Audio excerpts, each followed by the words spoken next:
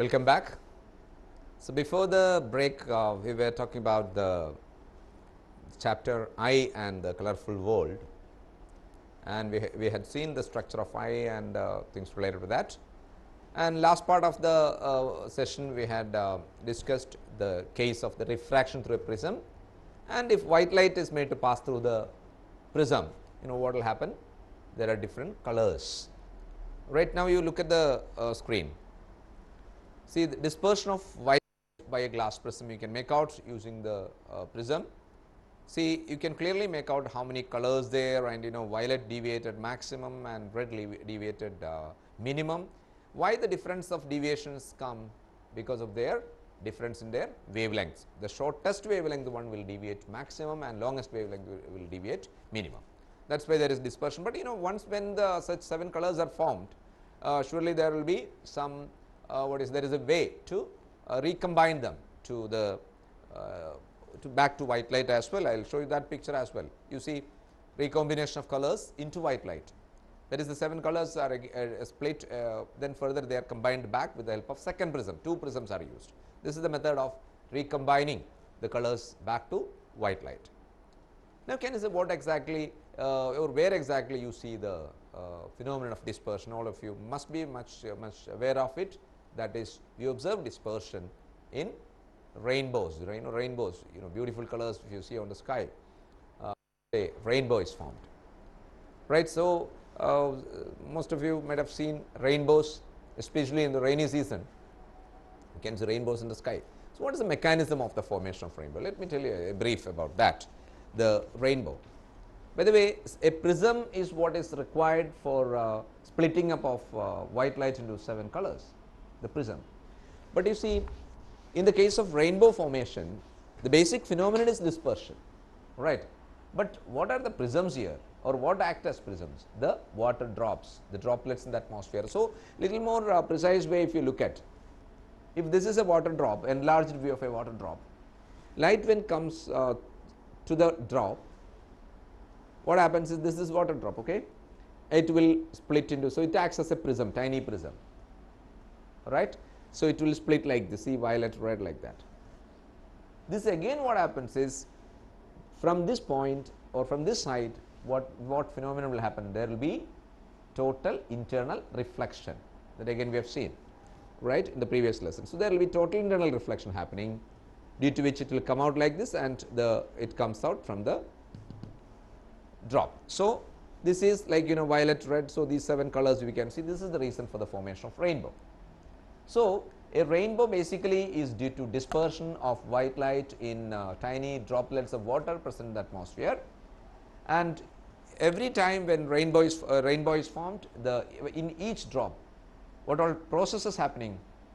There are 2 refractions here, 1 refraction, this is another refraction, 2 refractions and 1 total internal reflection. This way, when this is the mechanism of the formation of rainbow. The phenomenon is dispersion of white light, dispersion, clear. So, now I will show you, see, have you look at the screen, see the beautiful rainbow you can make out, see the mechanism I will show you. That is, this is what I mentioned now, the sunlight splitting into the 7 colors. So, what all processes happening? First there is a refraction, second a total internal reflection, third again there is refraction. Is that point clear?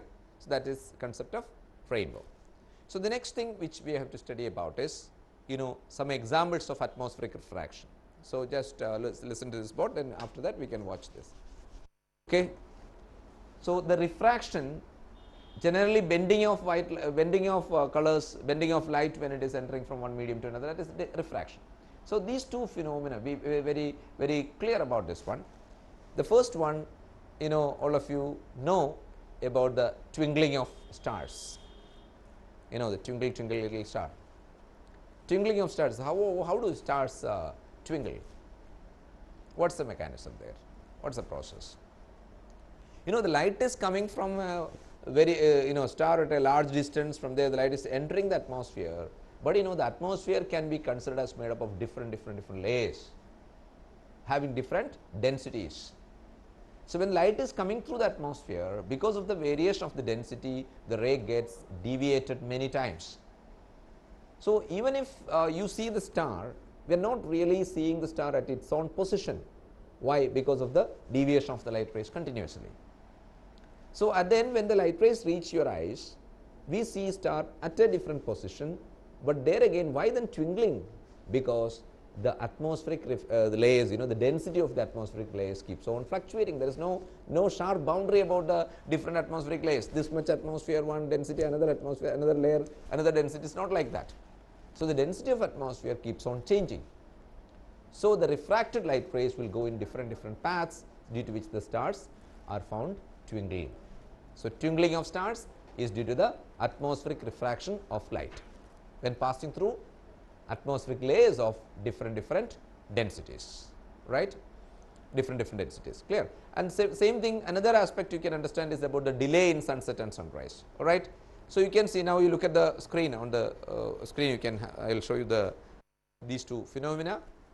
First diagram you see twinkling of stars, that I explained already, and second diagram on the right side you see the diagram. See, when sunset is over, when do we say that sunset is over?